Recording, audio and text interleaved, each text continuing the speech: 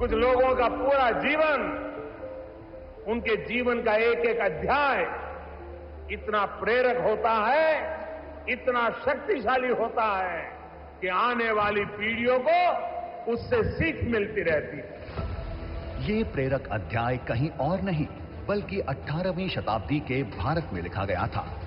लोकमाता अहिल्याबाई होलकर, ये नाम है उन महान विभूति का जिन्होंने भारतीय संस्कृति के पुनर्निर्माण का अटूट संकल्प लिया और उसे सिद्ध करने के लिए अथक प्रयास किए।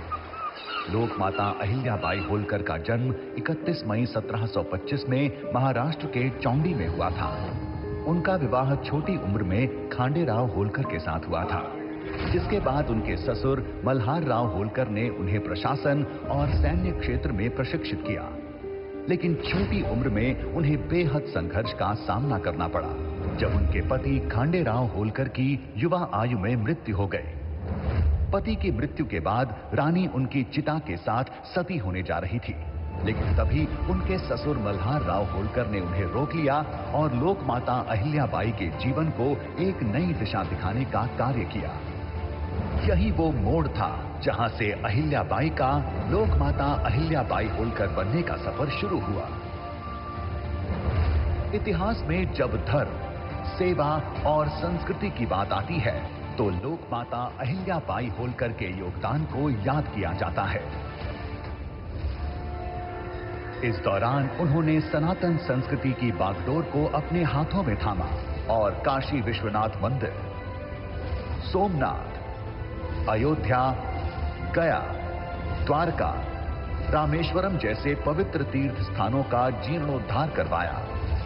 मंदिरों के साथ साथ उन्होंने धर्मशालाएं, कुएं, बावड़ियां, यात्रियों के लिए विश्राम गृह और भोजनालय भी बनवाए।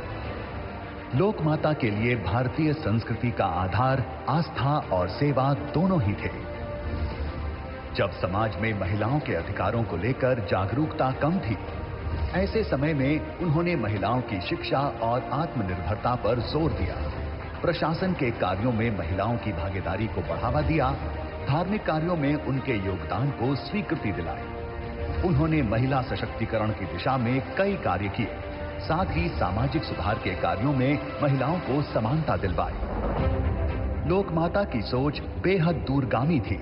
वे जानती थीं कि एक राज्य के विकास और विस्तार के लिए उद्योग की कितनी अहम भूमिका है। महेश्वर, जो उनकी राजधानी थी, वहां उन्होंने बुनकरों को प्रोत्साहित किया और उनके संरक्षण में जन्मी महेश्वरी साड़ी। कहा जाता है कि उन्होंने खुद इसके डिजाइन और रंगों का चयन किया था, जिसमें नर्मदा की तरंगों, महेश्वर के घाटों और मंदिरों की प्रेरणा झलकती है। आज भी महेश्वरी साड़ी सिर्फ एक वस्त्र नहीं बल्कि भारत की संपन्न बुनाई परंपरा की पहचान है। उनके इस अतुलनीय योगदान को स्मरणीय बनाए रखने के लिए सरकार द्वारा देवी अहिल्या सम्मान पुरस्कार एवं पुण्य श्लोक अहिल्या देवी होलकर महिला स्टार्टअप योजना जैसी कई योजनाएं और कार्यक्रम देश भर में संचालित किए जा रहे हैं। आज उनकी 300वीं जयंती के अवसर पर हम लोकमाता अहिल्याबाई होलकर को विनम्र श्रद्धांजलि अर्पित करते हुए शत शत नमन करते हैं।